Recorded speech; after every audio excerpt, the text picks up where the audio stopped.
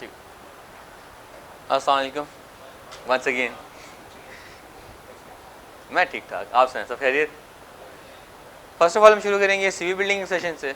उससे पहले कि आप लोग कहाँ फॉल करते हैं, हम एक छोटा सा क्विज़ कर लेते हैं कि आपको अंडरस्टैंडिंग कितनी है सीवी के लिहाज से। तो जिन लोग हमारे साथ इन पर्सन हैं उन्होंने हमें ज्वाइन किया है क्यूआर के थ्रू, और कुछ हमें इंशाल्लाह अब आगे ज्वाइन कर लेंगे। लेकिन चलें तो क्विज़ से शुरू करते हैं। आपके फ़ोन के ऊपर क्वेश्चन आ रहा होगा, उसका आपने आंसर करना है विद ऑप्शंस जो आपके पास आ रही होंगी कि how long does an average recruiter spend reviewing your CV.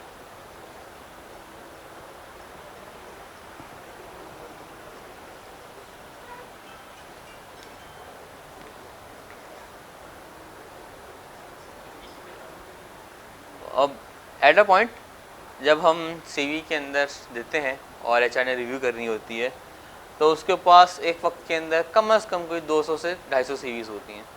तो उसके अंदर वो इतना ही टाइम दे पाता है जितना कि इधर लिखा हुआ है कि तस्वीर देखेगा, नहीं है तो नाम शाम देखेगा, फ़ॉन्ट देखेगा, अलाइनमेंट देखेगा, अल्लाह अल्लाह खैर sir.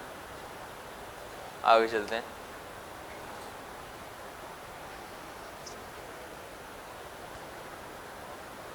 Which of these items shouldn't you include in your background? Background of the CV इसको डिस्कस करेंगे, बैकग्राउंड होता क्या है, लेकिन जिनको पता है वो एटलीस्ट रिस्पॉन्ड कर सकते हैं कि ऑलराइट हमारे पास 4 लोग हैं मज़ीद।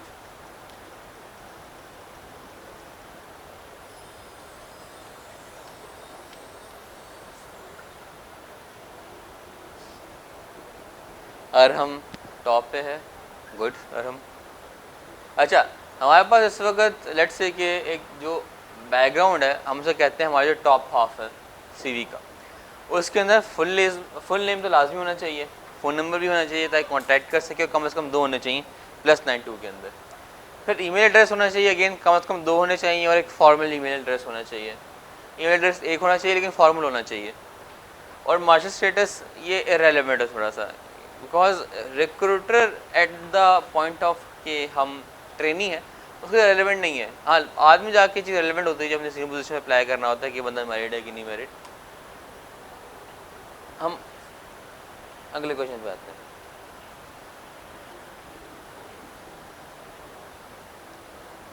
Professional summary should include the following except for. Professional summary ये वाली जगह होती है हमारी, जो पहले 3-4 अंग्रेजी की लाइनें होती हैं हमारी, उसे होते हैं प्रोफेशनल समरी।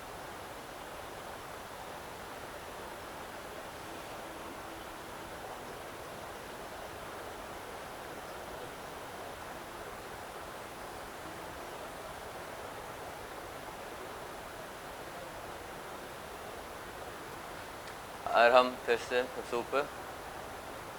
अच्छा, एकेडमिक क्वालिफिकेशन हमारे ऑफकोर्स सी इंटर का बैकग्राउंड है एकेडमिकली।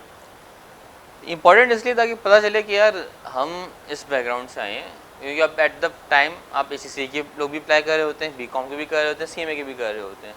तो रेलिवेंट जाहिर करने के लिए कि मेरा एकेडमिक क्वालिफिकेशन क्या है, अगर लेट्स से कि मेरा बैकग्राउंड ज़्यादातर CA के अंदर है, थोड़ा बहुत मेरा डाटा एनालिटिक्स का बैकग्राउंड होगा या ऑडिटिंग का होगा या फाइनेंस स्टेटमेंट्स का होगा, तो वो हम मेंशन कर सकते हैं प्रोफेशनल समरी के अंदर, वो इंपॉर्टेंट है। उसके बाद पोजीशन टाइटल इंटरेस्टेड, कि मैं ऑडिट एसोसिएट के लिए इंटरेस्टेड हूँ, ये ज़रूरी नहीं है, क्योंकि you shouldn't restrict your chances of getting inducted कि मुझे ऑडिट के अंदर ही बिग 4 मिलेगा तो मैं करूँगा वरना नहीं करूँगा। क्या पता ERP के लिए देख रहा हूँ। स्किल्स आपको ये मेंशन करने की जरूरत नहीं कि I am avid book reader and a CS student and I want to join your firm. It should be precise and concise. आगे चलते हैं।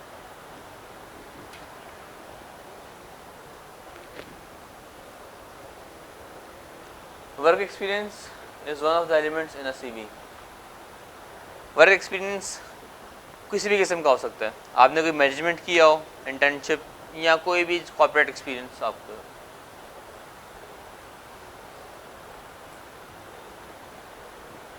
और हम फिर सबसे ऊपर, इट इज़ एन इम्पॉर्टेंट, ये जिसे समटाइम्स किया है ये थोड़ा सा लिहाज करें। One of the highlighted special skills, अच्छा all, अच्छा one of the highlighted spec kills all the good impression of a CV. कोई ऐसी गलती जो CV की सारी आत्मा रोल दे, कौन सा हो सकता है?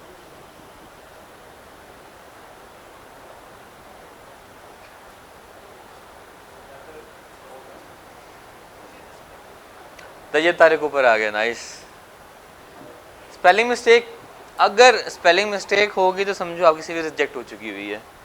अगर वाइट स्पेस का मतलब ये है कि मैंने लेट से कि अपना इधर नाम लिख दिया, मैंने यहाँ पे प्रोफेशनल समरी लिख दी, वर्क एक्सपीरियंस लिख दिया, अब बस कुछ नहीं लिखने के लिए नीचे, तो मैं जगह खाली छोड़ दूँ, उससे वाइट स्पेस कहते हैं।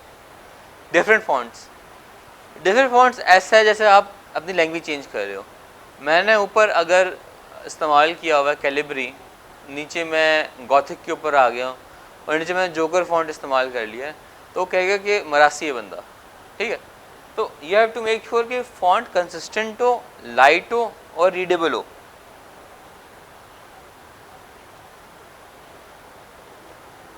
The least important element in a CV.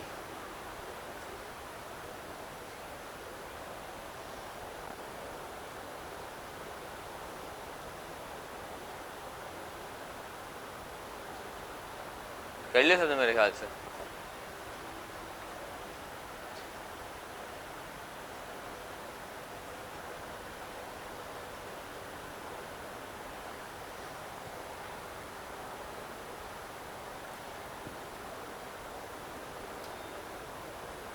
Tayyab Tariq फिर सबसे ऊपर। Photo, work experience, academic qualification और स्किल। ये हमारे पास बॉक्स फोटो का है, ये वर्क एक्सपीरियंस का है। एकेडमिक क्वालिफिकेशन, वर्क एक्सपीरियंस और आपके स्किल्स। फोटो अगर ना भी हो ना तो खैर है, कोई ये नहीं देख के अंदाजा लगाया कि यार बंदा प्यारा है तो मैं उसको रखूँगा वरना नहीं रखूँगा, फ़ोटो की खैर है। लेकिन हाँ, अगर अपना work experience, academic qualification, skill छोड़ दोगे तो काफ़ी बड़ा इम्पैक्ट पड़ेगा। फ़ोटो में अक्सर अब उसके एथिक्स के बारे में पढ़ेंगे, हमारे फ़ोटो के एथिक्स क्या होने चाहिए, इसको हम लास्ट में पढ़ते हैं। 3 और क्वेश्चंस रह गए। Soft skills do not include.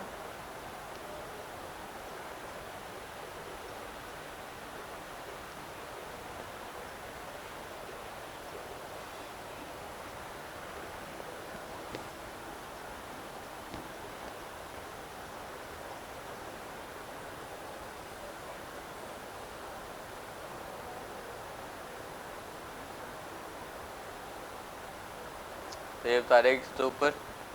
अच्छा, अब हमारे पास ना स्किल्स की टाइप्स आ जाती हैं, एक सॉफ्ट स्किल, एक हार्ड स्किल। सॉफ्ट स्किल वो होती है जिसके अंदर हमारा कम्युनिकेशन या फिर हमारा जो बॉडी लैंग्वेज है वो काम है। हार्ड स्किल वो होती है that comes in terms of excellence, यानी कि हमने लेट्स से कि मेरे पास पावर पॉइंट आता है यूज़ करना, मुझे पावर BI यूज़ करना आता है, या जैसा कोई सॉफ्टवेयर यूज़ करना आता है जो कि मेरे डिलीवरी में साइन दे सकता है, वो हार्ड स्किल आ जाती है। तो कम्युनिकेशन स्किल एक सॉफ्ट स्किल है, क्रिटिकल थिंकिंग सॉफ्ट स्किल है, लीडरशिप एक सॉफ्ट स्किल है, टीम वर्क एक सॉफ्ट स्किल है। डिसेप्शन स्किल पता नहीं क्या है, ये एम लिखा हुआ है।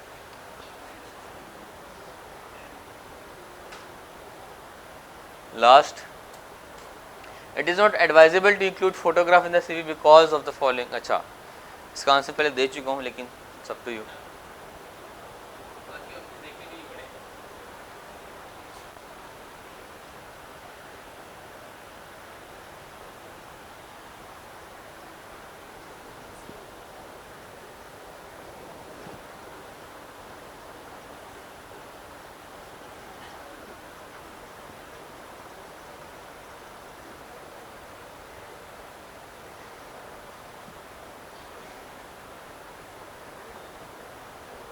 मोहित, कौन है मोहित?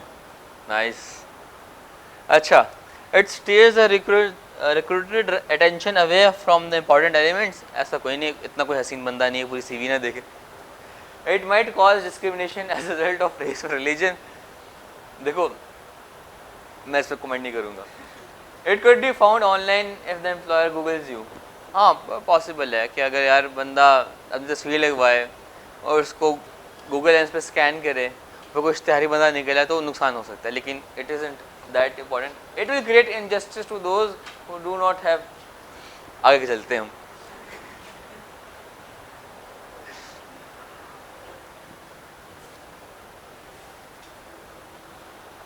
What types of the words are the most important to include in your resume?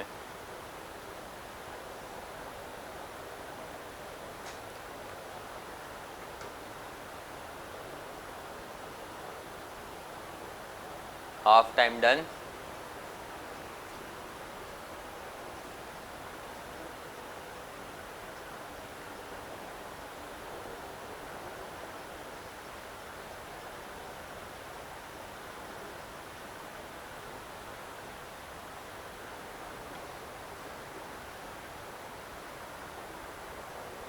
मोहित अभी भी ऊपर। अच्छा, अब टाइप्स ऑफ वर्ड से मुराद ये नहीं है कि हम जनाब उर्दू बोलें, इंग्लिश बोलें। इट इज़ मोर लाइक कि हमने अपनी अप्रोच कैसे यूज़ करनी है। Let's start from this multi syllabic words that make you sound sophisticated. Multi syllabic यानी कि अन्यवा अंग्रेज़ी। ऐसे अपनी अंग्रेज़ी नहीं इस्तेमाल करनी कि बंदा बोले कि यार इसको गूगल करना पड़ेगा, बाद में देखते हैं CV। ठीक है। Colourful adjective that describe you as a person. अपनी तारीफ ही नहीं करनी है। You have to make sure कि आप वो बताएं जो कि एक्चुअल है। और be humble on the resume. Excellent graphic designing skills, master of Fiverr Upwork, prince of financial statements, ऐसा नहीं करना। Action job specific keywords. मेरा और जो क्लाइंट है या मेरा जो रिक्रूटर है वो कोशिश कर रहा है कि वो ऐसे लफ्ज़ ढूंढे जो कि टीम वर्क के रिलेटेड हो, प्रॉब्लम सॉल्विंग रिलेटेड हो, लीडरशिप में हो, successfully led the project. It make sure कि आपने एक लीडरशिप स्किल आ गई है विदाउट मेंशनिंग की लीडरशिप स्किल है। Maintain a hospitable working environment. It specifies कि आप टीम वर्क में हो, rather देन बताना कि मैं टीम वर्क में जाता है। ठीक हो गया। एंड मेक श्योर जो भी स्किल लिखोगे उसके आगे एग्जाम्पल ज़रूर पूछेगा। जिस तरह मैंने लिखा हुआ है कि आ कैन डू अप्रोच, तो पूछेगा कैसे कैन डू अप्रोच, आपने कैन के साथ क्या किया है कि जो आपने वो लिखा है स्किल के अंदर। तो everything should be backing by an example. When listing history in the CV, for example the job history we must write. अब now this is relevant to the people जिन्होंने एक से ज़्यादा अपने प्रोफेशनल वर्क एक्सपीरियंस के अंदर काम किए।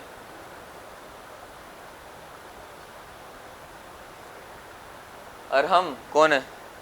नाइस। अच्छा, अब जॉब्स मुख्तलिफ़ किस्म की होती हैं। मैंने कुछ CVs पढ़ी जिन्होंने अपनी बहन की शादी को भी लिखा हुआ है, वर्क एक्सपीरियंस ने डाला हुआ है कि उन्होंने ऑर्गेनाइज़ किया है। तो कुछ रेलेवेंट होते हैं, कुछ इररेलेवेंट होते हैं। अब मोस्ट डिफ़िकल्ट जॉब कि यार मैंने अपना एक्सपीरियंस है जो CV में देखिए, उसमें लिखा हुआ कि यार मैं कॉल सेंटर के अंदर था और मैं एज अ फ्लो सुपरवाइज़र था। नाउ दिस इज समथिंग कि रेलेवेंट नहीं है, लेकिन कोई इसने काम किया हुआ तो उसे लिख दिया है, एक ही चीज़ें डाल दो, ठीक है, ओके है। अब तो मल्टीपल हैं कि उसने अब एज अ जूनियर अकाउंटेंट भी काम किया हुआ है, उसने वेयर हाउस मैनेजर भी काम किया हुआ है, और उसने लेट्स से कि काफ़ी मुश्किल जहाँ कोई प्रोजेक्ट मैनेज किया हुआ है। तो सबसे पहले वो चीज़ लिखेगी जो रिसेंट होगी उसकी, ताकि वो बता सके कितना रेलेवेंट है वो मेरे हायरिंग से। तो मोस्ट डिफ़िकल्ट जॉब पहले नहीं लिखते हम। द मोस्ट सेंटिमेंटल जॉब की जॉब मेरा बॉस बहुत प्यारा था, उसे मैं पहले लिख दूंगा उसका। And the most important job. अब कुछ केसेस में मोस्ट इंपॉर्टेंट जॉब पहले इसलिए लिखते हैं क्योंकि उसका टाइमलाइन ज़्यादा होती है, उसमें एक्सपीरियंस ज़्यादा होता है, उसके रेफरेंसेस अच्छे मिल जाते हैं हमें। अब जब भी जॉब छोड़ते हैं हमें एक्सपीरियंस लेटर मिलता है, और हमें कम्युनिकेशन के लिए समझ लो कि फ़ोन नंबर या ईमेल। हमारी दफ़ा जब हमने इंटर्नशिप छोड़ी थी तो हमें एक पोर्टल दिया गया था कि अगर आपके एम्प्लॉयर ने रब्ता करना हमसे तो उस पोर्टल पर रब्ता कर सकता है।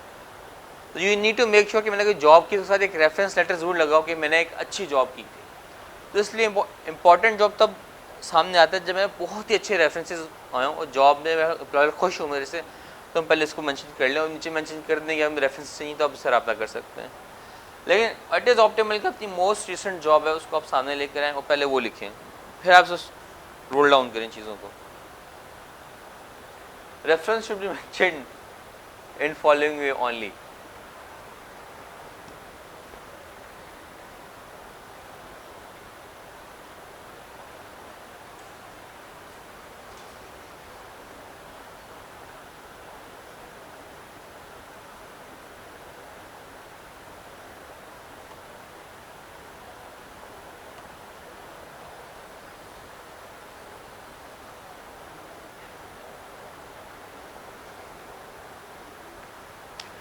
तो तैयब और हिना ये कंपटीशन जीत गए हैं, तालियां उनके लिए।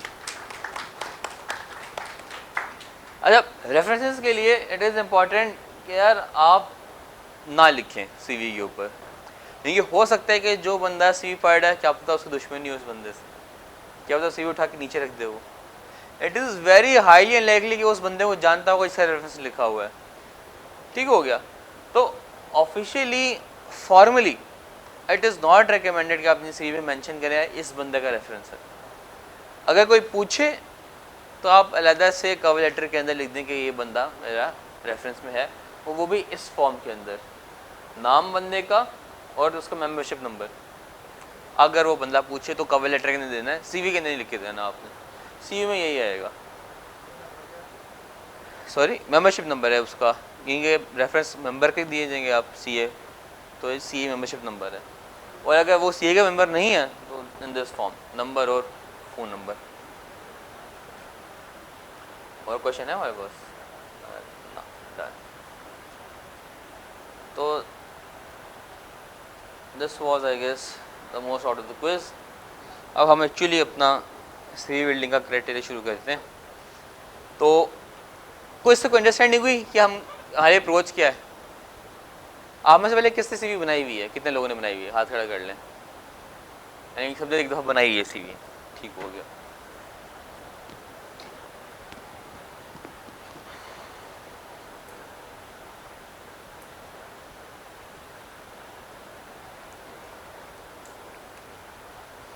ये तो नहीं चलेगा आज,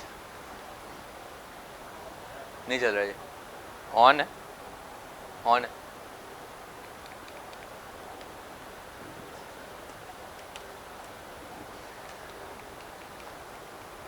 आ गया, चलो गुड है। अच्छा, तो शुरू करते हैं। हम बेसिक से शुरू करेंगे कि सीवी वाला बंदा चाहता क्या है, और फिर उसको एक्सट्रीम पे लेकर जाएंगे कि हमने इसको हासिल कैसे करना है। अब एक बड़ी ख़ास बात बता दूं मैं आपको, जो starting from the first MCQ, कि एक सीवी को पढ़ने से लेके जज करने तक कि हमने इसको टेस्ट या इंटरव्यू के लिए बुलाना है कि नहीं बुलाना, लेस देन 10 सेकेंड लगते हैं। हो गया। और चीज़ें जो रेलेवेंट हैं एक बंदे को बुलाने के लिए, वो उसकी फिजिकल अपीयरेंस तो है ही है कि कितनी सिंप्लिसिटी है, वो ये भी है कि वो सीवी कितनी रेलेवेंट है। अगर उसके अंदर एक्सपीरियंस यही लिखा गया जाएगा कि बहन की शादी, तो वो रेलेवेंट नहीं है मेरे लिए। हाँ, अगर ये रेलेवेंट है कि जूनियर अकाउंटेंट, कोई इंटर्नशिप, कोई इस तरह की चीज़ें, तो वो रेलेवेंट है मेरे लिए। सीवी के लिए लड़ना है आपने कि मेरी सीवी डिफरेंट होनी चाहिए। कभी भी अपना ऐसे नहीं करना मेरी सीवी ले लो, देख लो, पैटर्न देख लो, क्योंकि दो फैक्ट्स हैं। एक ये कि एक बंदे ने बड़ी थकी हुई सीवी बनाई हुई है उस फॉर्मेट के ऊपर, एक बंदे ने बड़ी अच्छी सीवी बनाई हुई है उस फॉर्मेट पे। अगर वो वाला फॉर्मेट जो थका हुआ है वो पहले देख लेगा ना इंटरव्यूअर, तो उस वाला दूसरे फॉर्मेट में जाएगा नहीं वो। अगर ये भी थका हुआ है, ये भी थका हुआ होगा, सेम फॉर्मेट है, तो दोनों को साइडलाइन कर देगा वो। ठीक हो गया। तो इट इज़ वेरी इंपॉर्टेंट कि आपने अपनी सीवी ओरिजिनल रखनी है। स्टार्ट विद, आप वर्ड पे बनाना शुरू कर दो। वर्ड पे नहीं दिल कर रहा तो कैनवा पे हज़ारों टेम्पलेट है, लेकिन टेम्पलेट को आप ओरिजिनली ऐसे इस्तेमाल करके कुछ चेंज कर लो उसमें से। जैसा कि मेरा कैनवा का टेम्पलेट था, लेकिन मैं उसको वर्ड पे ले आया पूरा उठा के। अब वो वर्ड पे इतनी सिंपल सीवी है कि उसमें सिर्फ लाइनें लगी और कुछ भी लगा हुआ बीच में। और अब मैं आपको सीवी एक और भी दिखाऊंगा, उसके अंदर सिर्फ और सिर्फ डब्बे भी नहीं बनाए हुए जैसे ऐसे बनाए हुए हैं, उसने सिंपली चीज़ें लिखी हुई हैं जैसे एक नॉर्मल आप वर्ड डॉक्यूमेंट में चीज़ें लिखते हैं। हैव एन इंडिपेंडेंट सीवी और हैव एन एफिशिएंट सीवी, कि बंदे ने जो देखना हो उसको सामने नज़र आ जाए। बंदा हार्ड वर्किंग ढूंढ रहा है, उसको हाईलाइट हुआ वो हार्ड वर्किंग है। बंदे ने लीडरशिप लिखी है, उसको हाईलाइट हुआ लीडरशिप है। अब हमने अंग्रेज़ी बड़ी मुश्किल छापनी है और बड़ी तगड़ी छापनी है और बहुत लंबी छापनी है इधर। अब उसमें जो इंपॉर्टेंट पॉइंट्स आप वो लिख लें कि यार मेरे ये इंपॉर्टेंट पॉइंट्स हैं, उनको हाईलाइट कर लें। अव्वल तो 3 लाइनें उससे लंबी होनी नहीं चाहिए, इतनी होनी चाहिए कि बंदा एक सीटिंग में गो थ्रू कर ले। हम उसमें पढ़ेंगे आगे। तो 2 चीज़ें, इंडिपेंडेंट और एफिशिएंट।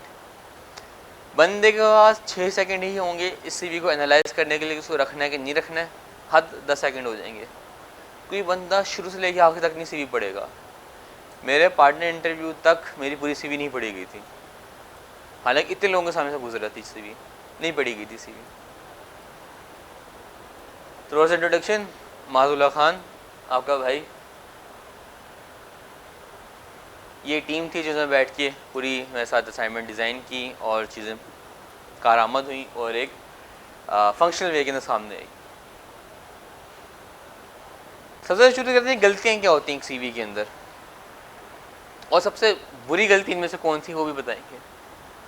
स्पेलिंग मिस्टेक वो गलती है शो होगी लेकिन वो ढूंढते हुए शो होगी कि मैं पढ़ रहा हूँ, सारी नज़र आएगी तो मैं पकड़ लूँगा कि हाँ ऐसे स्पेलिंग मिस्टेक की हुई है। अलाइनमेंट की वो गलती है कि मैं नहीं पढ़ूंगा तो भी नज़र आएगी अलाइनमेंट ख़राब है इसकी। और अलाइनमेंट की गलती मुझे इस चीज़ पे मजबूर करेगी मैं सीवी ना पढ़ूं। अलाइनमेंट ये भी नहीं होती कि सिर्फ टेक्स्ट लिखा हुआ है टेक्स्ट सही है। अलाइनमेंट ये भी होती है कि अगर उसने टिक बॉक्सेस बनाए हैं तो वो एक लाइन में आ रहे हैं, उसका फॉन्ट है वो एक लाइन में आ रहा है, उसके कलर्ड फॉन्ट है तो वो एक लाइन में आ रहा है। इररिलेवेंट एक्सपीरियंस, बहन की शादी। इररिलेवेंट हॉबीज़, कुकिंग एक इररिलेवेंट हॉबी है प्लीज़। बुक रीडिंग अगर आपने एक किताब से ज़्यादा नहीं पढ़ी हुई तो इररिलेवेंट हॉबी है। अगर पूछे बुक रीडिंग है तो कम से कम 3-4 ऑथर्स के नाम, उनका बैकग्राउंड, उनकी किताबें पता होनी चाहिए और उस किताब में क्या लिखा है, क्या लर्निंग एक्सपीरियंस है पता होना चाहिए। ई गेमिंग इररिलेवेंट हॉबी है एज लॉन्ग एज वो कुछ प्रोफेशनल लेवल गेमिंग नहीं है। और भी इररिलेवेंट हॉबीज़ हैं लेकिन अगेन आप समझ गए होंगे क्या है हमारा क्रक्स है। राइटिंग, नॉवल राइटिंग, हाँ नॉवल रीडिंग। अगर इट इज़ समथिंग क्या आपने मल्टीपल टाइम किया हुआ है कि यार मेरे पास कोई 5-6 नॉवल्स हैं जो मैंने पढ़े हुए हैं और उनके अंदर कोई ऐसा गेट वे है जो कि रियल लाइफ के रेलेवेंट है कि उसने मुझे मोटिवेशन सिखाया, उसने लीडरशिप दिखाया, उसने मुझे अपना मेरा सोल पर्पस ढूंढने में मदद की, तो it is something that is relevant. CV lengthy नहीं होनी चाहिए। क्वेश्चन आखिर में, सीवी लेंथी नहीं होनी चाहिए कि जनाब मेरी सीवी चाहे तो ख़त्म नहीं हो रही। It should be not more than 1 page and it should be as minimal as possible. अगर आप पूरी लाइन को एक लफ्ज़ के अंदर बता सकते तो एक लफ्ज़ इस्तेमाल करो। कॉम्प्लेक्स वर्ड्स समझ गए होगे, बताने की ज़रूरत नहीं है। इनएप्रोप्रिएट पिक्चर, डॉगी फिल्टर के साथ तस्वीर नहीं लगानी है आपने अपनी। मेक श्योर कि आपकी तस्वीर सिर्फ और सिर्फ शोल्डर्स के अबव हो, कोट के साथ हो फॉर द मेल्स, और एक वाइट एंड ब्लू बैकग्राउंड के अंदर। शादी की तस्वीर लगाई, पत्ते पत्ते फूल पीछे, वाइट एंड ब्लू बैकग्राउंड। और अच्छी ही बात है टाई के साथ, वरना बटन क्लोज। बाल बने हुए हों, दाढ़ी बनी हुई हो, अगर ग्लासेस पहनी हुई हो तो फॉर्मल ग्लासेस हों, काले चश्मे ना हों। ये बड़ी बेसिक चीज़ें हैं लेकिन अगेन बतानी पड़ रही हैं। फॉर फीमेल्स अगर आप लगाना ना पसंद करें तो कोई बुरी बात नहीं है, आपको एक्स्ट्रा स्पेस ही मिल जाती है वो चीज़ लिखने के लिए। तो मैंने अपनी पहली सीवी के अंदर तस्वीर नहीं लगाई हुई थी, उसके अंदर मैंने उस जगह पे अपना बाकी चीज़ें लिखी थी।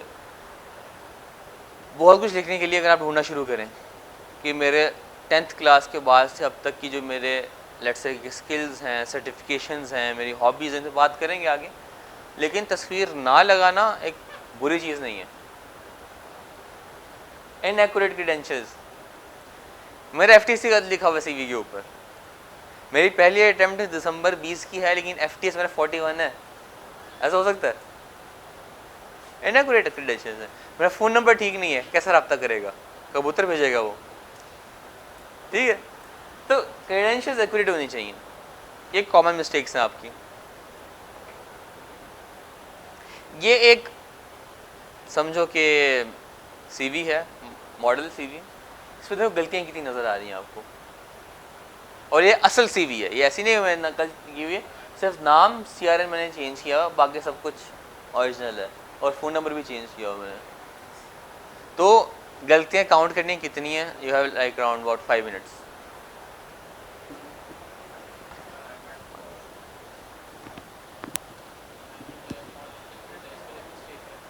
मुझे नहीं बतानी, खुद देखो कितनी गलतियाँ, नंबर ऑफ मिस्टेक्स बतानी मुझे। नज़र आ रहा है वो सबको? आगे आ जाओ, पहले इंप्रेशन में नज़र आ रहा है, लहदा होना चाहिए, एटलीस्ट डिस्क्रिप्टिव होना चाहिए, मैं आपको बताऊंगा कैसे होता है, लेकिन again this is something that is out of alignment. अगर आप गौर से देखें तो इसका जो बैकग्राउंड यूज हुआ है उसमें तस्वीर आनी चाहिए एक,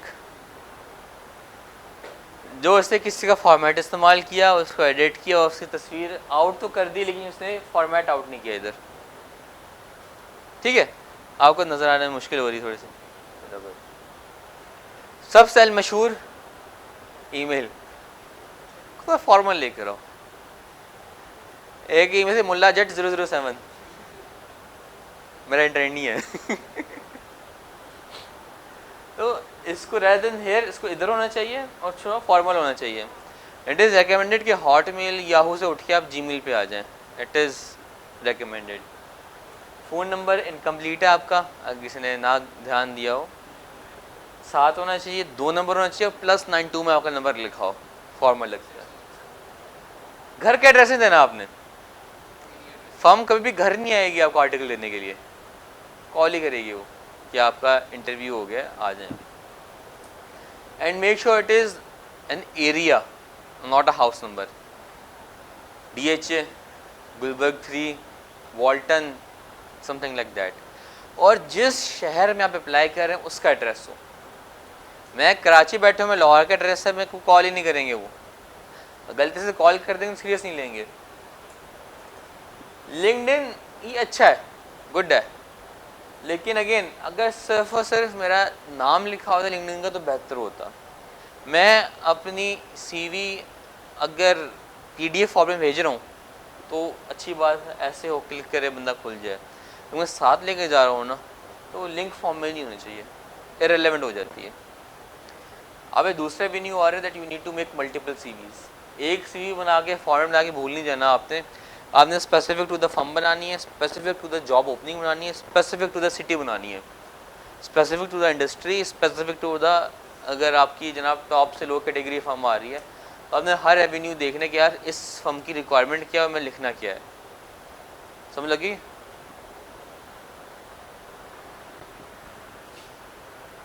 अच्छा, तो ऐसा नीचे आते हैं।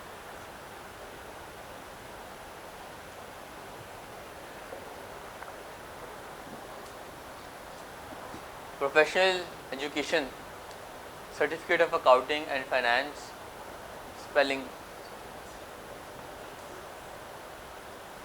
फियांसे लिखना चाह रहे हैं शायद। Institute of chartered accountant of Pakistan, इसने देखो देखिए किया हुआ है 10/22 से 3/24 तक। अब इस फॉन्ट में और इस फॉन्ट में स्पेसिंग का फ़र्क है, पता चला कितने डेप्थ में जा रहा हूँ मैं। प्री रिक्विजिट कॉम्पिटेंसी स्पेलिंग गलत है। स्टेटस 8 पेपर्स क्वालिफाइड, ज़रूरी नहीं है लिखना। मैं अगर इधर लिख रहा हूँ तो उसका मतलब है कि मेरा कैफ क्वालिफाइड है, कैफ क्वालिफाइड, PRC क्वालिफाइड, नहीं मैं सेपरेट लिखूँगा इररिलेवेंट है मेरे लिए। इधर भी मैं कॉमा लगा हुआ है, इररिलेवेंट है। और आगे आते हैं, उन भाई ने बात की कि स्किल्स की जना डब्बे मुख्तलिफ हैं तो इसको अलाइनमेंट का इशू कहते हैं। अगर डब्बे अव्वल तो डाल लेनी चाहिए, अगर डब्बे डाल रहे हैं तो सेम लेंथ की होनी चाहिए, डब्बे ना डाल दे तो बेहतर होते, और इन लाइन होना चाहिए। अब communication skills, time management, leadership, problem solving, team work, MS word, MS excel डाल दिए मैंने। अव्वल तो MS वर्ड, MS एक्सेल की बजाय अगर MS ऑफिस लिख देता तो अच्छा होता, लेकिन अगर इस कैटेगरी को सॉफ्ट स्किल्स और हार्ड स्किल्स में डिफ्रेंशिएट कर देता तो एक एक्स्ट्रा इधर कॉलम बन जाता। इंटरमीडिएट स्पेलिंग गलत हैं, मार्क्स कभी नहीं लिखने आप अपने सीवी के ऊपर, एज लॉन्ग एज वो 1099 ना हो, या वो अबव ऐसी कैटेगरी ना हो कि हाय अल्लाह कैसे आ गए, तो 20-30 नंबर आया कम नहीं है तो आप मार्क्स ना लिखें, आप लिखें ग्रेड। या चलो आसान करते हैं, 1100 सबके टोटल है ना, अगर आपकी 1050 से ऊपर है तो लिखें, वरना ना लिखें, वरना आप बड़े अच्छे तरीके से लिखें ग्रेड, मेरा ग्रेड A+ है। या चलो एक काम करो, 90% अगर आ रहे हैं ना तो आप मार्क्स ना लिखो, आप लिखो 90% मेरे आ रहे हैं, ठीक है। अगर 90 से कम है लिखो तो ग्रेड A+। साल लिख दिए, पंजाब कॉलेज लाहौर, ठीक है, डिसेंट पब्लिक स्कूल लाहौर, ठीक है, मार्क्स नहीं आने चाहिए, कॉमा लगा हुआ है। अच्छा एक चीज़ और, अगर आपकी स्कूलिंग उस शहर से रेलेवेंट है जिधर मैं अप्लाई कर रहा हूँ तो बहुत अच्छी बात है, आपको उसको हाईलाइट करना चाहिए। अगर मेरा एक स्कूल रिनाउंड है, इसको हाईलाइट करना चाहिए। लेकिन अगर ऐसा नहीं है तो इसको छुपाना चाहिए। अगर मैं ये लाइन हटा दूँ और ये लाइन हटा दूँ तो कैसे जाहिर हो रहा है कि मेरा इंटर मैट्रिक हुआ है, इससे ये जाहिर हो रहा है कि नंबर कितने आए हैं, इससे ये जाहिर हो रहा है कि मेरा साल कौन सा है, तो ये दो चीज़ें मेरे इरेलेवेंट है। अगर मेरी जनाब मेरा कॉलेज HSN है या GC है या वुमेंस का कनेड है या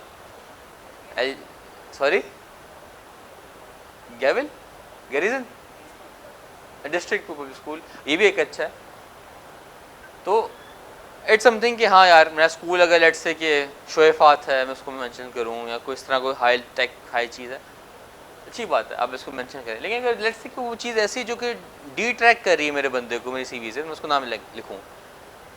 अगर मेरा स्कूल है चन्नी गोट के अंदर, मैं क्यों लिख रहा हूँ, छोड़ो यार, मैट्रिक किया हुआ है, सही है, A+ ग्रेड है, ठीक है। अचीवमेंट्स में आ जाते हैं। कोई पेपर पहले अटेम्प्ट में करना एक अचीवमेंट नहीं है, ये दिस इज समथिंग बेसिक जो कि IKF आपसे मांग रहा है कि आप पास कर लें इसको।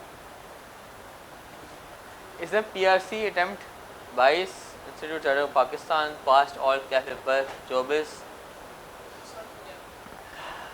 पता नहीं कैसे किया। अच्छा ये अगर ना लिखे ना यहाँ पे अचीवमेंट्स, कुछ रेलेवेंट आनी चाहिए, इधर हटा दें इसको, ज़्यादा बेहतर है। मैंने PRC पहले अटेम्प्ट में किया है, अचीवमेंट नहीं है ये, कंपटीशन जीता वो उसको अचीवमेंट है। अगर बहुत ही खाली जगह बच्चे लिख लें यार, लेकिन रिकमेंडेड नहीं है।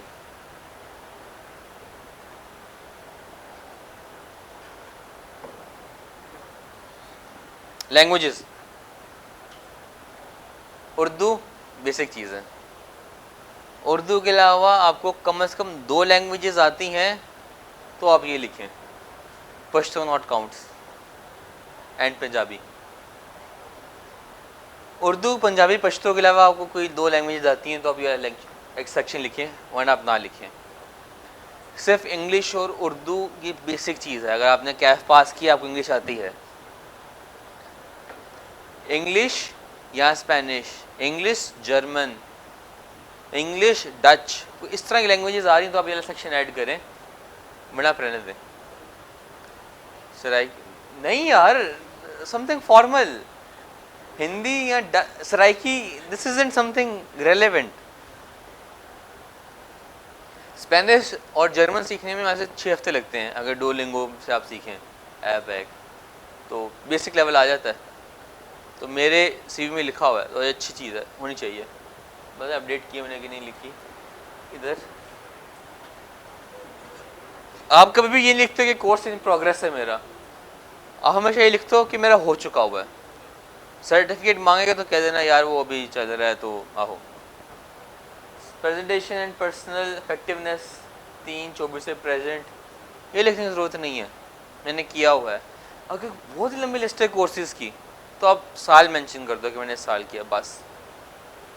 और अगर आपका institute of chartered accountant of Pakistan से आप नहीं करते हो कोर्स, आप किसी कॉलेज से करते हो, अव्वल कॉलेज का नाम लिखना ज़रूरी नहीं है। या अगर आपकी कोई लेट से कोई डिस्टिंक्शन है, जैसा जब मैं PPE में था तो मेरी तो PCSE होती थी, तो मैं टॉप ऑफ द क्लास हुआ था ग्रेजुएट PCSE के अंदर, तो वो चीज़ मेंशन लिखने वाली थी कि यार हाँ मैं टॉप ऑफ द क्लास हूँ, तो मैं इस इंस्टीट्यूट से हूँ, आप वेरीफाई कर लें जाके, चीज़ रेलिवेंट है। यहाँ पे आप सिर्फ स्पेस कंज्यूम कर रहे हैं। Well experience, I specialize in tutoring matric and intermediate level students, providing personalized lessons tailored to their needs for academic success. Tuition वाली बाजी है ये।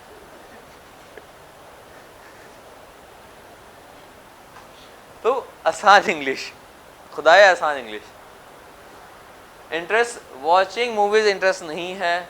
बुक रीडिंग, अगर एक से ज़्यादा किताबें आती हैं तो लिखें। कुकिंग इंटरेस्ट, अव्वल तो हॉबी होनी चाहिए लेकिन वो भी नहीं होनी चाहिए, लेकिन दिस इज़ हाईली इरेलेवेंट। अब हम आते हैं कि रेलेवेंट क्या है। पता चलिए कि क्या मसले थे, क्या मसाइल थे।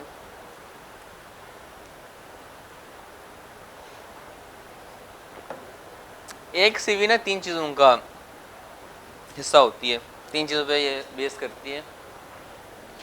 एक यानी कि जो मेरा अगर इंडक्टी है, जो मेरा रिक्रूटर है, वो क्या देख रहा है सीवी कि अगर मैं इस बंदे को हायर करूँगा तो ये मेरी टीम में क्या इजाफा करेगा, यानी कि अगर मैं इसको नहीं लेता तो मेरा नुकसान क्या है। How you are valuable, unique selling point, इसको लूँगा तो मेरी टीम में ये इजाफा हो जाएगा। How you will be contributing towards the company, company के लिए क्या फ़ायदेमंद है। अगर मैं बिग 4 के फर्म में जा रहा हूँ तो मैं बिग 4 का नाम ये बेहतर रहेगा कि नहीं रहेगा। इसे कहते हैं कि CSR रिव्यू, कि यार ये कम्युनिटी में जाके बंदा कैसा है, क्या ये मेरा नाम कैरी करेगा, डुबो देगा। और सिर्फ यही नहीं, अगर 3 पॉइंट्स आपने फर्म में अपनी सीवी में हाईलाइट कर रहे हैं तो ये 3 पॉइंट्स हैं कि मैं स्पेशली लेके क्या आ रहा हूँ, मेरा यूनिक सेलिंग पॉइंट्स क्या है, और मैं आपकी फर्म में कैसे, आपकी फर्म को क्या नुकसान होगा अगर आप मुझे नहीं लेंगे। अगर आपकी सीवी में ये 3 चीज़ें नहीं हैं तो आपकी सीवी ज़ाया है। सिर्फ FTS की बेस पे इंडक्शंस नहीं हो रही हैं, FTS क्राइटेरिया है लेकिन it is not the only criteria. तो we have to make sure कि हमारे पास ये ट्रायंगल बन रहा हो इन 3 चीज़ों का अपनी सीवी के अंदर। अब ऑब्जेक्टिव क्या चीज़ है, जो ये वाला सेक्शन है ना हमारा, हमारी तस्वीर और कुछ डिटेल से नीचे वाला, इसे कहते हैं ऑब्जेक्टिव। जिधर जनाब जी हमने इंतहा की अंग्रेज़ी छापी होती है किसी की सीवी से उठाकर या लिंक्डइन से उठाकर, हमें खुद भी नहीं पता होता क्या लिखा हुआ मैंने इसमें। अब पढ़ें इसको, ये क्या लिखा हुआ है इसने, ये भी सीवी मुझे रिसीव हुई है, मैं जब पढ़ लेंगे तो बताइएगा।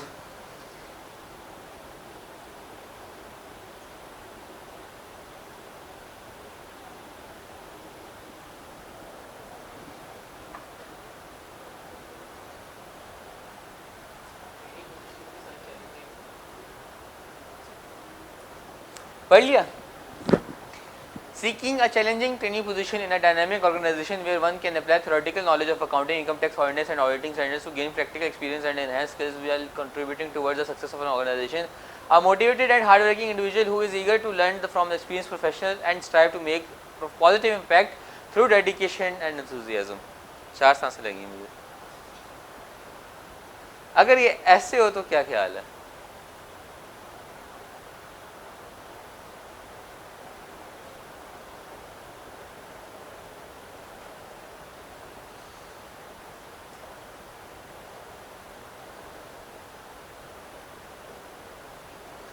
आपके ऑब्जेक्टिव मेंशन होना चाहिए कि मैं चाह क्या रहा हूँ। I am actively seeking A challenging training position, ना लिखो चैलेंजिंग, कोई बात नहीं, आसान चाहिए। वैसे डायनेमिक ऑर्गेनाइजेशन फर्म की बात हो रही है, where I can leverage my expertise in account. मैं क्या दे सकता हूँ फर्म को? Expertise in accounting, tax, audit standards to acquire practical experience.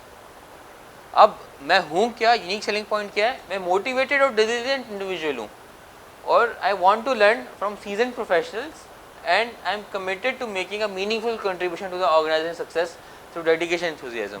आपका ट्राइकॉन कंप्लीट हो गया कि मैं हूँ क्या, मैं चाहता क्या हूँ और मैं फर्म के लिए क्या करूँगा। कॉपी नहीं करना है, इसको अपना बनाना है। तस्वीर ले लें आप, लेकिन अपना बनाना है। तो ये है हमारी वो अंग्रेजी की 3 लाइनें 4 लाइनें जो कि अगेन दैट डिफाइंस कि ये बंदा कितना सीरियस है अपनी सीवी को प्रूफ करवाने में। ले लो तस्वीर यार। सॉरी, इंडस्ट्री में चीज़ चेंज हो जाएगी ना। इंडस्ट्री में आपका इंडस्ट्री वाला एक्सपीरियंस आ जाएगा इसके अंदर। अभी देखते हैं कि क्या होता है आगे, आहिस्ता आहिस्ता चलते हैं। होगी तस्वीर, ले ली सबने, आगे चलते हैं। No your audience. मैंने क्रोम में अप्लाई करना तो मैं किस चीज़ को खास तवज्जो दूंगा, ये मुझे तब तक नहीं पता चलेगा जब तक मैं क्रो की वेबसाइट पर नहीं जाऊँगा, मैं उसकी रिसर्च पेपर नहीं पढ़ूंगा, मैं उसको लिंक्डइन पर नहीं फॉलो करूँगा, मैं उसके पार्टनर्स को नहीं फॉलो करूँगा, मैं उसका मंथली डाइजेस्ट नहीं पढ़ूंगा। हर फर्म का न्यूज़लेटर होता है मंथली, KPMG, PwC, उनकी डिजिटल लाइब्रेरीज़ होती हैं, उनकी वेबसाइट पर जाओगी, उनकी पब्लिकेशंस हैं। इस दफ़ा सबसे मशहूर टेक्स की PwC की पब्लिकेशन रही है जो कि पोस्ट बजट थी। किसी ने पढ़ी? सुना है, एटलीस्ट सुना है आपने। वो चीज़ें फ्री ऑफ कॉस्ट वेबसाइट पे अवेलेबल हैं, जाके पब्लिकेशंस पढ़ना शुरू करें, किस बंदे ने क्या किया हुआ है। और वेरी हाईली लाइकली है ये कि आपका उसी बंदे से तारुफ हो जाए, इंटरव्यू हो जाए जिसने पब्लिकेशन लिखी है। और जब वो बंदा पढ़ता है कि एक स्टूडेंट ने, सुनता है एक स्टूडेंट ने पढ़ा हुआ है, तो खुश होता है कि हाँ यार लोग कुछ करते हुए आ रहे हैं। फिर आपके इंटरव्यू का ज़्यादातर क्वेश्चन उस पब्लिकेशन के अराउंड होंगे और वो आपके फ़ायदे में है क्योंकि आपने वो पढ़ी हुई है। तो start with knowing your audience. अगर मैंने फर्म में अप्लाई करना है तो हैव टू मेक श्योर कि मुझे उसकी पब्लिकेशंस का पता हो। PwC के ऊपर 2 इंटरनेशनल वो आई हैं, सो कह लो केस स्टडीज़ आई हैं, वो पढ़ो, शुरू करो पढ़ना। स्टार्टिंग फ्रॉम, अब KPMG की भी एक आधी होगी, कोई डिलॉयट के ऊपर होगी, कोई उसके ऊपर होगी, वीडियो के ऊपर होगी। तो ये केस स्टडीज़ बड़ी इजीली आपको वेबसाइट्स के ऊपर मिल जाएंगी। उनकी वेबसाइट पे नहीं मिलेंगे, लेकिन आप लिखोगे वीडियो केस स्टडी आपको मिल जाएगा। कुछ ना कुछ आपको एक्साइटिंग मिलेगा, अलग मिलेगा। अगर बहुत दिल करे तो इन्हीं लोगों की ऑडिट करदा अकाउंट्स SSCP के ऊपर पड़े हुए हैं। SSCP के ऊपर फ्री ऑफ कॉस्ट आपको अकाउंट्स मिलते हैं, ओपिनियन मिलता है कि इस कंपनी का ऑडिट ओपिनियन क्या है। ऑडिट सबने पढ़ा हुआ है। अब ऑडिट ओपिनियन तो उसमें बेसिस किस चीज़ के ऊपर है, अगर it is other than qualified, उसमें कैम क्या थे, उसके अंदर कुछ ऐसा क्या था जो मुनफरिद हो। ये क्यों ज़रूरी है? आप अंडरस्टैंड करो कि कंपनी जा किस डायरेक्शन में रही है। लिंक्डइन से अच्छी पुप्पो कोई भी नहीं है। लिंक्डइन जाके पूछे बंदा क्या कर रहा है, सब कुछ बता देगा, स्किल से लेके प्रोफेशनल स्किल, बैकग्राउंड, पब्लिकेशन, उसकी अचीवमेंट्स, उसकी अनाउंसमेंट, सब कुछ। उससे अच्छी पुप्पो कोई है ही नहीं। तो start from digging in the organisation.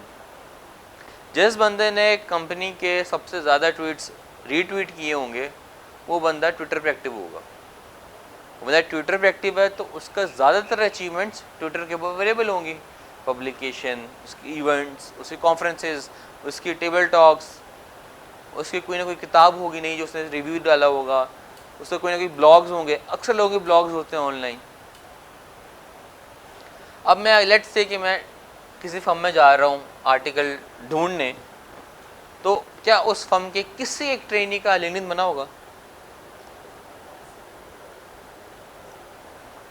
और कितने चांसेस हैं कि आप उस ट्रेनी को अप्रोच करो और आपको रिप्लाई ना करे? काफ़ी चांसेस हैं। इसीलिए उसके काफ़ी ज़्यादा ट्रेनी है। हर बंदे को मैसेज करो कि अप्लाई करना चाह रहा हूँ, कुछ नया बताओ, कुछ स्पाइसी बताओ, मैं CV में लिखूँगा लोग पागल हो जाएं। स्पेशली Big 4 के लिए आप इस CV को केटर करो, कुछ मुख्तलिफ लेकर आओ, कुछ अलग दिखाओ। तो स्टार्टिंग फ्रॉम स्टॉकिंग स्किल्स अपने आप इंस्टाग्राम से उठा के लिंक्डइन पे लेकर आएँ और मैनेजर से लेकर पार्टनर तक सबको देखें कि लोग क्या कर रहे हैं। कनेक्ट तो वैसे ही भेज दें यार। कनेक्ट नहीं जा रहा है तो उनकी लिंक्डइन के ऊपर प्रोफाइल्स की कोई ना कोई समरी होती है जो आपको गूगल में मिल जाती है। तो स्टार्ट विद डिगिंग इन के पार्टनर कर क्या रहे हैं मेरा। जैसा कि क्रो ने भी रिसेंटली सस्टेनेबिलिटी के ऊपर काम करना शुरू किया, तो अगर मुझे पहले से सस्टेनेबिलिटी के ऊपर थोड़ा सा एक्सपीरियंस होगा, नॉलेज होगा, तो वो चीज़ वो जाहिर करती है कि बंदा इंटरेस्टेड है। अगर इंटरव्यू में आपसे लाजमी पूछा जाएगा कि आप फर्म के बारे में क्या जानते हैं। मेरे से पूछा था KPMG का मतलब क्या है, मुश्किल सवाल है। PwC का क्या मतलब है, KPMG क्या मतलब है। गुड। तो आपसे वो फर्म के बारे में ज़रूर पूछेगा। मेरे से पॉलिसीज़ पूछी थी, विजन्स पूछे थे, हमारे वो क्या हैं, गोल्स क्या हैं। तो इस तरीके से आपको फर्म के बारे में पूछा जाएगा कि आप क्या जानते हैं। दैट शोज़ के फर्म के बारे में कितना सिंसियर हैं और सीरियस हैं। तो फर्म के बारे में research is always needed. That closes the know your audience. अब चीज़ें क्या ज़रूरी हैं हमारे एक CV को हाईएस्ट लेवल तक लेके जाने के लिए। स्टार्टिंग फ्रॉम योर इंटरेस्ट, कि मेरे इंटरेस्ट फर्म के भलाई के लिए कैसे हैं। अगर मेरा इंटरेस्ट पब्लिकेशंस और न्यूज़लेटर्स पढ़ना है जो कि फाइनेंस रिलेटेड हैं तो एक अच्छी बात है। अगर मेरा इंटरेस्ट केस स्टडीज़ पढ़ना है जो कि मेरे ऑडिट या टैक्स से रेलेवेंट है, एक अच्छी बात है। अगर मेरे इंटरेस्ट थोड़ा सा लीडरशिप या कम्युनिकेशन बैकग्राउंड या मैं कोई ऐसा पोर्टफोलियो बिल्ड कर जिसमें ट्रेनिंग या बीइंग ट्रेंड शामिल है तो एक अच्छी बात है कि मैं एक लर्निंग एटीट्यूड है। हॉबीज़, एक productive hobbies towards the firm क्या हो सकती हैं। फॉर एग्जाम्पल बंदा काम करना, देखो फर्म तो चाहती है कि बंदा 24/7 काम करे। वो तो रात को 2 बजे भी बुला लेती है कि काम करो। लेकिन पॉइंट ये कि मेरी हॉबीज ऐसे कौन सी होंगी जो मुझे दूसरों से मुख्तलिफ जाहिर करें। रीडिंग राइटिंग हर कोई लिख रहा है, कुकिंग हर कोई लिख रहा है। हाँ, मेरी जो हॉबी थी गोल्फ थी, बहुत कम लोगों ने लिखी हुई थी। हॉर्स राइडिंग मुख्तलिफ है, दैट शोज़ कि आप एक्टिव हैं। पोलो एक डिफरेंट है, दैट शोज़ के जनाब आप you are in the market. आप जैसे स्विमिंग भी एक अच्छी हॉबी है। आप जनाब को इस तरह की चीज़ें लिखें जो कि आउट ऑफ द स्कोप आ रही हैं आपकी। It should be something other than reading and writing mainly. Sorry, हाँ, लेकिन it should be something that is relevant to के द इन लाइन ऑफ आपके आर्टिकल्स जो हैं। स्विमिंग अगेन कुछ भी ना मिल रहा हो तो ये लिख दो, लेकिन इट इज़ नॉट रिकमेंडेड। कुछ ऐसा लेकर जो आपकी दैट डिफाइंस यू। मुझे डिफाइन 3-4 चीज़ें करते हैं, इसमें पब्लिक कम्युनिकेशन, इवेंट मैनेजमेंट और गोल्फ है। वर्क एक्सपीरियंस, अगर कुछ भी नहीं है ना, मैंने कुछ किया ही नहीं काम आज तक, 3 से 4 हफ्ते की NGO में इंटर्नशिप कर लो। बहुत सारी, कौन सी NGO नहीं, कोई भी NGO, बहुत सारी NGOs हैं जो ऑनलाइन आपको कहती हैं आप हमारे PR कंसल्टेंट बन जाएं, आप हमारे जनाब व्हाट्सएप सपोर्ट बन जाएं, आप जब हमारे ईमेल का रिस्पॉन्ड कर दें, आप न्यूज़लेटर बना दें, कुछ भी। मैं अपने कॉलेज के अंदर न्यूज़लेटर मैंने कुछ 1-1.5 साल बनाया है। हालांकि वो रेलेवेंट नहीं मेरे से, लेकिन अगेन वो कोई ना कोई चीज़ मुझे सिखा रही है बैक एंड के ऊपर, जिसमें कम्युनिकेशन तो है ही है, कुछ राइटिंग स्किल्स हैं, कुछ कम्युनिकेशन में टीम मेट्स है, टीम वर्क है, लीडरशिप है। तो इट डजेंट मैटर कि काम छोटा है, इट मैटर्स कि वो काम है। समझ लग रही है कि मैं क्या कहना चाह रहा हूँ। तो अगर मुझे कुछ भी नहीं मिल रहा, मैं NGO की तरफ जा सकता हूँ, एक पब्लिक सर्विस मैसेज क्रिएट कर सकता हूँ, और वो एक्टिविटी जो है वो काफ़ी बेहतर है as compare to any other paid task. जैसे हाँ, अगर आप मेंबर हैं उसके तो अच्छी बात है, गुड है, आप लिख सकते हैं।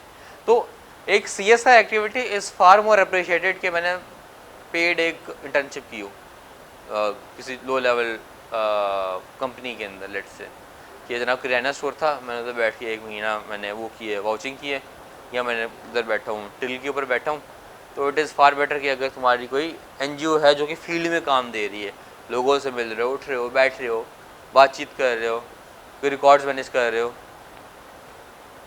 CSR बेहतर है। वर्क एक्सपीरियंस में कोई भी इंटर्नशिप आ जाती है, कुछ भी, आपका TAship भी वर्क एक्सपीरियंस है। कॉन्फिडेंस बहुत ज़रूरी है, क्योंकि आपका कॉन्फिडेंस जो है ये आपकी CV के साथ साथ आपके इंटरव्यू में भी रिफ्लेक्ट करेगा। वर्क एक्सपीरियंस का एक बैकग्राउंड ले लेते हैं, इसको पढ़ लें, एक बड़ी अच्छी एग्जांपल है वर्क एक्सपीरियंस की।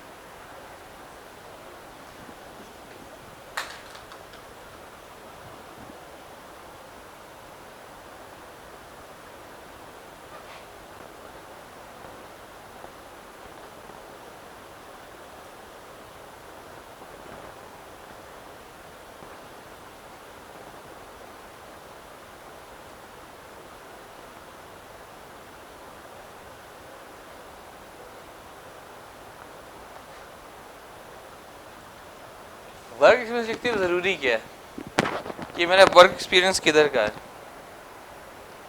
कब से कब तक था, अभी कर रहा है बंदा, उसका रोल क्या रहा है उस जगह में, और उसे सीखा क्या है। सिर्फ ये नहीं लिखना है कि जनाब इम्तियाज़ प्रेजेंट कैशियर, सीखा क्या है।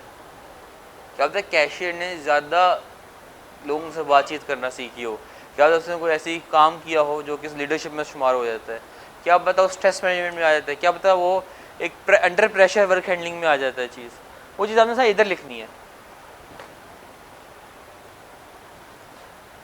अचीवमेंट्स, अचीवमेंट वाला सेशन आपका अक्सर ये वाला आता है लास्ट। सर्टिफिकेशंस हैं तो वो इधर आती हैं, अचीवमेंट्स इधर आ जाती हैं। अगर आपकी सिर्फ अचीवमेंट्स हैं तो आपके इधर लास्ट में आती हैं। पढ़ लें एक दफ़ा।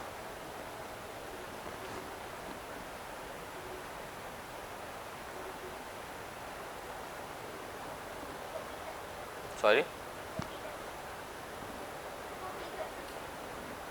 कॉपी कर लें अगर आपके पास बैक एंड पे है कोई चीज़।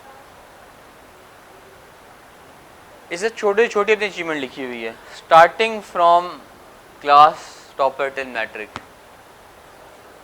लिख सकते हैं आप सब, कोई ना कोई रेफरेंस होगा आपके पास। Received full merit based scholarship, आपको स्कॉलरशिप कोई भी मिली है, लिखिए आप इसको। मैंने अपने अक्सर अपने कोर्सेज जो कि ऑनलाइन थे स्कॉलरशिप पे किए हुए हैं, मैंने सारे लिखे थे। एक तहसील लेवल के ऊपर कोई कंपटीशन था, अब एक कॉलेज लेवल के ऊपर भी होते आप लिखें। एक पीआर रिप्रेजेंटेटिव था एक कॉन्फ्रेंस के ऊपर, आपने कॉन्फ्रेंस अटेंड की है ना, तब भी लिखें। एक इवेंट के ऊपर इसने लीड था ये किसी जगह पे, अगर इवेंट के अंदर आपने वॉलंटियर किया आप लिखें। अगेन इसका सोसाइटी लेवल का किसी कॉलेज के अंदर एक्सपीरियंस उसने वो लिखा हुआ है। अब स्किल्स, अवार्ड्स और ऑनर्स में क्या फ़र्क है। स्किल्स में तो हमने देख लिया हार्ड स्किल्स और सॉफ्ट स्किल्स होती हैं, इसने डिफाइन किया हुआ है इंटरमीडिएट, टेक्निकल और इंटरमीडिएट के ऊपर, तो अब उसको भी आप देख लें एक दफ़ा।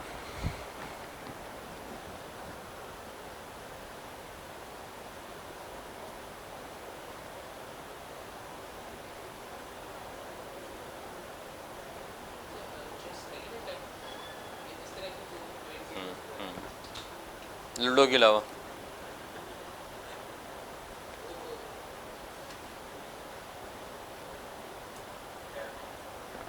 ट्रैवलिंग हॉबी आ जाती है, लेकिन ट्रैवलिंग वो नहीं कि मैं नौकर तक ज़्यादा दही लेने के लिए।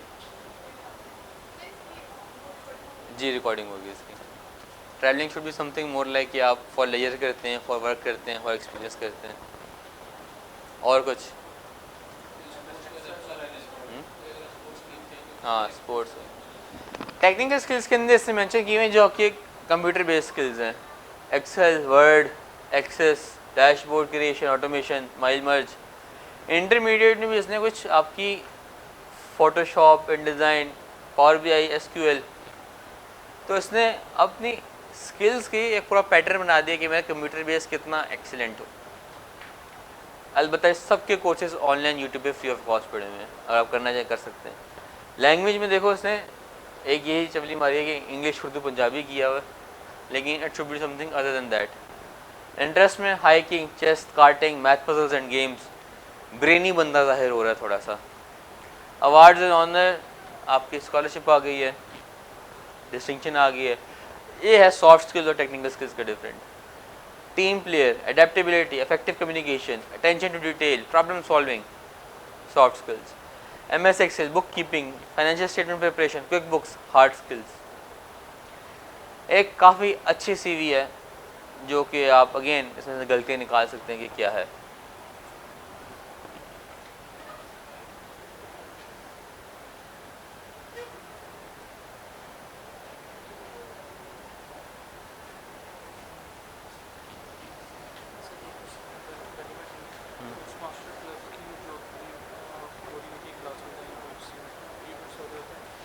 आप वो इंस्टाग्राम पे देख लें उनको, उनके इंस्टाग्राम फॉलो कर लें, सी एफिलिएट्स। हाँ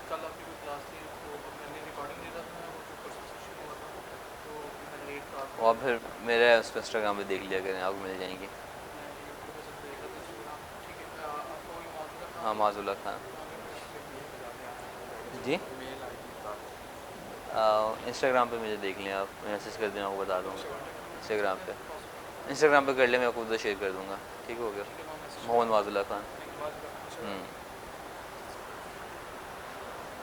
देखा इसको, जान शुरू करते हैं। पाब्लो एस्कोबार पाब्लो का पी बड़ा होता है, स्पेस होता है, ई बड़ा होता है, एस्कोबार। और परी नंबर चेंज एड्रेस अवे ना, अगेन दिस इज समथिंग का डिफरेंट पैटर्न। ये थोड़ा सा फ्री होल्ड कहते हैं इसको, पैटर्न को। आपको डब्बे नज़र नहीं आ रहे, आपको फ्री नज़र आ रहा है ये चीज़ वगैरह। वर्क एक्सपीरियंस आपका वेटर का रेलेवेंट नहीं है, बाइक राइडर का रेलेवेंट नहीं है। वेटर का तब रेलेवेंट है जब आप उसको डिस्क्रिप्शन डालें कि आपने क्या सीखा है। एजुकेशन जहाँ पे आ जाओ, स्किल्स। ऑफिस आपके हमेशा पूरे नंबर होने चाहिए। आज कोई चीज़ ऐसी सीखी है जैसे प्रैक्टिकल एप्लीकेशन, पूरे नंबर होने चाहिए। मुंशी 9 एक रेलेवेंट सॉफ्टवेयर नहीं है, रेलेवेंट लिखना है आपने। टीम लीडर अच्छी बात है, लेकिन इसके अंदर चीज़ मिसिंग है, टीम प्लेयर। अगर आपके सीवी के अंदर टीम प्लेयर मेंशन है, आपके सीवीज आया है, इट शुड शो कि आप टीम प्लेयर हैं। एजुकेशन रेलेवेंट नहीं है। अचीवमेंट्स में आपकी मेरे ख्याल से 10th से पुरानी चीज़ें मेंशन ही होनी चाहिए अचीवमेंट्स के अंदर। आपने वो मेंशन करनी है जो कि 10th क्लास थोड़ी सी नहीं है। या मेरा IKMC में एक दफ़ा वो पोजीशन आई थी, मैंने वो मेंशन किया हुआ था, वर्ल्ड वाइड पोजीशन थी वो। तो एक ऐसी चीज़ मेंशन करें जो कि अगेन थोड़ा सा डिविजनल लेवल या पंजाब लेवल के ऊपर है। पर्सनल प्रोजेक्ट्स, बहन की शादी, certificates, MS office, PP, painting competition, singing competition, भी ये रेलेवेंट था, वॉलंटियरिंग वाला। अगर आपने हर जगह नंबरिंग नहीं दी हुई है तो नंबरिंग ना दें। अगेन इंग्लिश, उर्दू, पंजाबी ये ज़रूरी नहीं है। इधर आ जाए एजुकेशन के ऊपर। आपने कोशिश करनी है कि अपना कैफ को आप एक ही अटेम्प्ट में लेकर आए। कैफ, PRC मेंशन ही नहीं किया हुआ इन्होंने, ये लिखने की ज़रूरत नहीं, लाहौर से है। सेल्फ स्टडी भी ज़रूरत नहीं, यूट्यूब TS से लिखने की ज़रूरत नहीं है। आप बस लिखेंगे कैफ किया हुआ मैंने ICAP से, बस काफ़ी है। अटेम्प्टेड फेल पासिंग की ज़रूरत नहीं है, अटेम्प्ट आंसर करने की ज़रूरत नहीं है। FSC पंजाब कॉलेज, ग्रेड लिखें या परसेंटेज लिखें, बेहतर है ग्रेड लिखें। इंटरेस्ट में PUBG नहीं आना चाहिए, फुटबॉल ठीक है, और ड्राइविंग नहीं आना चाहिए। PUBG से टीम वर्क सीखने से ही कह रहे हैं आप। ये 2 CVs हैं, इनमें से एक का PWC में हुआ था, एक का नहीं हुआ था। वो कौन सी CV है बताएं जिसका हो गया था?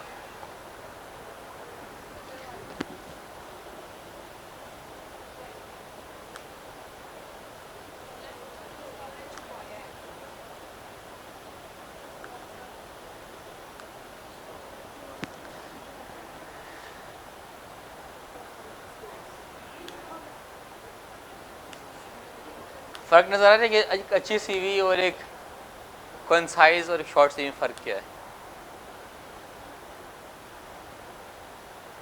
ठीक है, असेसमेंट मिल गई है, देख लिए। अब शुरू करते हैं। और इंग्लिश फ्लुएंट लिखा है, उर्दू नेटिव लिखा हुआ है। इस लैंग्वेज उर्दू, इंग्लिश, पंजाबी लिखा हुआ है। खैर, अगेन नंबर, एड्रेस, स्किल्स, कुछ डिफरेंट नज़र आ रहा है इसमें। बिजनेस फोरकास्टिंग, ये बड़ा अच्छा एक टॉपिक है CMA का। अगर आप इसके 2-3 लेक्चर्स यूट्यूब पे ले लें जो कि एप्लीकेशन इन बिजनेस फोरकास्टिंग है, तो आप ये चीज़ें मेंशन कर सकते हैं, स्किल है आपके पास। ऑडिट टैक्स इंटरेस्ट है, मार्शल आर्ट्स, ये मार्शल शादी वाला नहीं है। स्विमिंग, ट्रैवलिंग, ये पढ़ लें और ये पढ़ लें। ये थोड़ा सा उसे ब्रीफ बताया हुआ है, ये मेरी स्किल्स वगैरह की हैं। इसने बताया सीकिंग आर्टिकलशिप इन ऑडिट फॉर्म, इस तरह कंसाइज कर देगा मुझे ऑडिट ही चाहिए, मैं और किसी में आता नहीं हूँ। वहाँ पे देख सकते हैं उसने अपने आप को ओपन रखा हुआ है। Again Kaif, PRC, medical, pre medical, pre engineering, 98% इसने देखा मार्क्स के साथ लिखा हुआ है, मार्क्स के साथ लिखा हुआ है। Certificates, welfare national demand, objective Kaif qualified, matriculation, achievements, fourth position, best performance in PRC, SBM. Again अगर आप के पास कुछ और नहीं है तो आप मेंशन कर दें, लिखना. स्किल समरी है, क्रिप्टो फॉरेक्स कमोडिटी ट्रेडर कभी नहीं लिखना आपने. एक रेड फ्लैग है आपकी सीवी के ऊपर कि आपकी उस पर क्रिप्टो मेंशनड है. ब्लॉकचेन इंटरेस्ट अच्छी बात है, लेकिन इन समथिंग की आपकी स्किल समरी में आ रहा है वो अच्छी बात नहीं है. रेफरेंसेस बेइंतहाएं ज़रूरत नहीं है. जी ऑनलाइन रिकॉर्डिंग हो रही है, आप वहाँ देख लीजिए.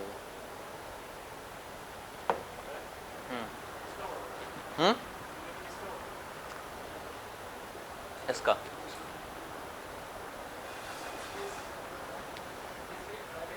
हाँ, FTS का सिर्फ उतना ही मैटर करता है जितना कि मैं क्राइटेरिया के अंदर आ रहा है कि नहीं आ रहा.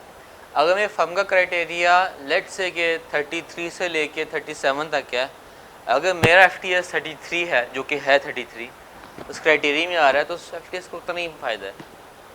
ये फ़ायदा नहीं है कि अगर FTS 37 वाला जनाब नल्ला है और मैं अपना FTS 33 वाला हूँ तो उसको देगा अगर हम सेम उसके ऊपर है.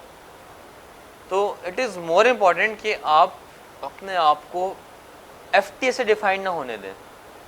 मेक श्योर कि there is more than FTS to your curriculars, आपकी स्किल्स, आपकी CV.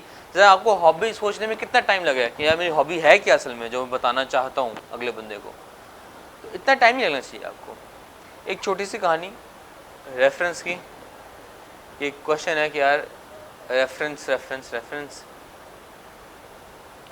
एक कहानी में पहले भी सुनाई थी, मैं दोबारा सुना देता हूँ कि अगर एक बंदे ने दुकान खोली एक मोहल्ले के अंदर और उसके 6 ग्राहक हैं और अपनी दुकान एक्सपेंड करना चाह रहा है, तो उसको दुकान को एक्सपेंड करते वर्कफोर्स चाहिए होगी.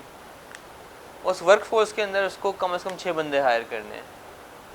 आप जो 6 ग्राहक हैं वो अपने बेटे ले आते हैं कि यार आपने 6 बंदे जो हायर करने हैं आप इनको कर लें यार. वो बंदा कह रहा है कि यार मुझे अगर ये तो पता चल गया है कि इनके 6 बंदों को यूँ नौकरी नहीं मिली, कहीं नौकरी मिली होती तो बेहतर जगह पे जाते या कोई वो रख लेता, कोई वर्क एक्सपीरियंस होता. अगर मैंने 6 बंदों को अपने 6 बंदों की जगह रख लिया तो बिज़नेस वो चलता हुआ ठप हो जाएगा मेरा. तो बड़े वो अच्छी तरीके से जहाँ पे 6 बंदे हायर करने थे वो 8 बंदे करता है. वो 4 बड़े अच्छे बंदे लेता है जो कि मेरिट पे उतरते हैं, और 4 बंदे उधर से उठाता है जो ग्राहक होते हैं, ताकि उसके पुराने 6 ग्राहक हैं वो भी आते रहें और जो बिज़नेस एक्सपैंड हो रहा है वो उस हिसाब से एक्सपैंड हो कि जो नया बिज़नेस का प्रेशर है वो 4 नए बंदों के ऊपर है. ठीक हो गया. तो I can not deny the fact कि रेफरेंस नहीं है, रेफरेंस है, मार्केट में है, काम करता है. क्योंकि अगर मेरी फर्म एक्सपेक्ट कर रही है कि इस बंदे को आर्टिकल, इस बंदे के जानने वाले को आर्टिकल दिलाने से मुझे कोई 26 लाख रुपए का बिजनेस आ रहा है हर 6 महीने के बाद, मैं क्यों नहीं लूँगा उसको. ठीक है.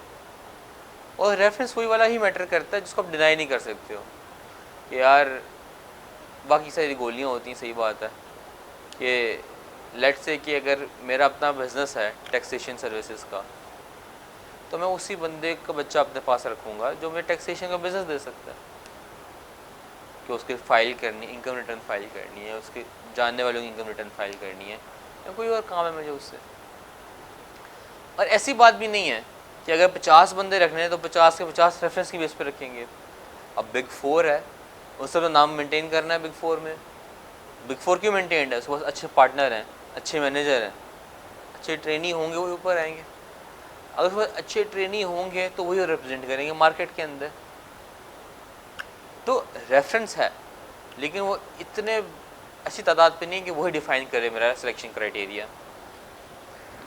अगर 10 बंदे 20 बंदे लेट से में इंडक्ट करने हैं तो उसमें से मैक्सिमम 3 बंदे रेफरेंस के होंगे. क्यों? क्योंकि जो बाकी के 17 बंदे हैं वो उन 3 बंदों को काम कर सकते हैं. इन शॉर्ट, तो आप उन 3 सीटों पे फोकस करने हुए कि मेरे पास रेफरेंस नहीं है, रेफरेंस नहीं है. आप इस पर फोकस करें कि जो मेरिट वाली सीटें मैं वो कैसे ले सकता हूँ. मैं अपने आप को डिफरेंट कैसे ज़ाहिर कर सकता हूँ, मैं बेहतर कैसे ज़ाहिर कर सकता हूँ, मैं इस चीज़ को कैपिटलाइज कैसे कर सकता हूँ कि हाँ भाईजान आप मुझे लेंगे तो आप फ़ायदे में रहेंगे। स्टार्टिंग फ्रॉम कि इंडक्शंस नहीं मिलती हैं रेफरेंस से बगैर, ये झूठ है। इंडक्शंस मिल जाती हैं। मेरे पास अभी भी एक QCR की सीट रखी हुई है जो फर्म मार्केट में शोर मचा चुकी है कि भाई बच्चा चाहिए बच्चा चाहिए बच्चा चाहिए, और लोग उधर इंटरव्यू दे के सिलेक्शन होने के बाद छोड़ के आ जाते हैं कि यार नहीं यार बेहतर फर्म चाहिए, QCR फर्म में हालांकि वो। तो ये मसला था बच्चों का है कि वो सिलेक्टिव इंडक्शन से आ रहे हैं। ऐसी बात नहीं, वो इंडक्शन से मिल रही, उनको उनकी मर्ज़ी की इंडक्शन नहीं मिल रही है, ये फ़र्क है। तो आपने डिमोटिवेट नहीं होना, आपने घबराना नहीं है, ये ऑन रिकॉर्ड बात कर रहा हूँ मैं, अल्लाह खैर करे। और you need to make sure कि आप उन सीट्स फोकस करें जो कि मेरिट के ऊपर है। ठीक हो गया, थैंक यू। कोई क्वेश्चंस? हाँ,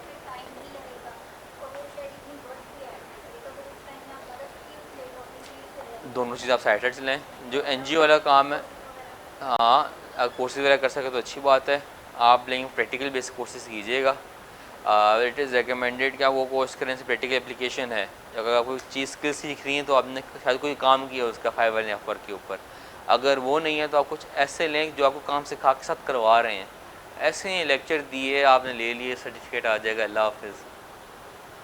समथिंग प्रैक्टिकल वर्क एक्सपीरियंस में अगर NGO का business is better than nothing.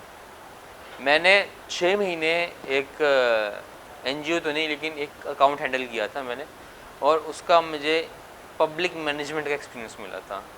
और फिर उस चीज़ को रेफरेंस भी किया मेरे एम्प्लॉयर ने कि हाँ इसका टर्नओवर रेशो 80% थी, यानी कि मैंने उस बंदे की सेल्स 80% इंक्रीज़ की हैं।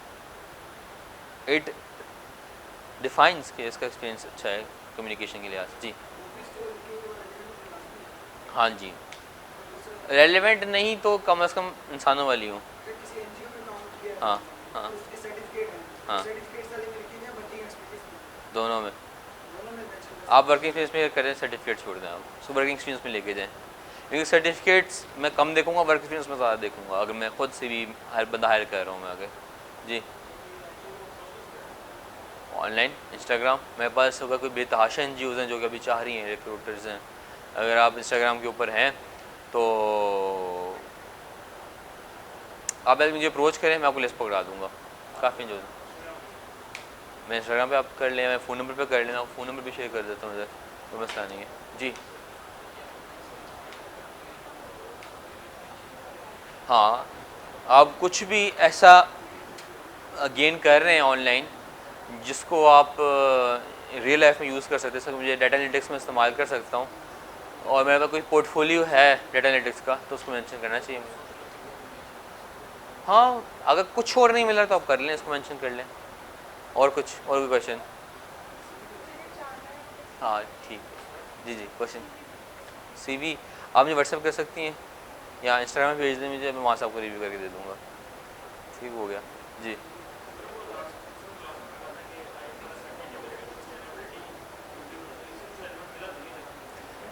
प्रिपरेशन ऑफ फाइनेंशियल स्टेटमेंट्स मिलेगा आपको, सस्टेनेबिलिटी के स्टैंडर्ड्स भी मिलेंगे आपको, आपको डाटा एनालिटिक्स भी मिलेगा, और आपको पावर ऑटोमेशन भी मिलेगा, आपको पावर BI भी मिलेगा। चीज़ें मिलेंगी, ढूंढने के ऊपर है।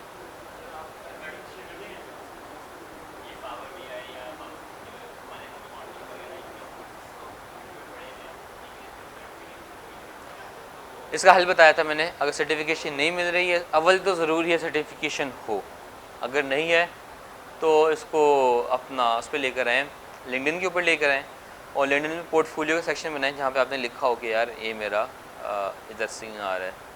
लेट्स से कि अगर मेरा डाटा एनालिटिक्स के अंदर है तो मैं कोई ना कोई अपवर्क या उसकी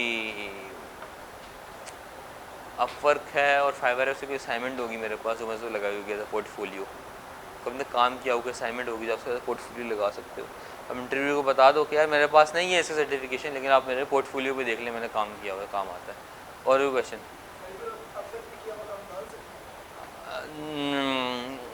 अच्छा है, डाल दो, अच्छी बात है, लेकिन उस पर कैपिटलाइज मत करो कि सिर्फ यही काम है मेरे पास। फ्रीलांसिंग तो मना है, ये मत करो मैं फ्रीलांसिंग की हुई है, ये कहो कि मैंने की हुई थी, अब बुरे काम छोड़ दिए मैंने, ऐसा ज़ाया करना है, ठीक है।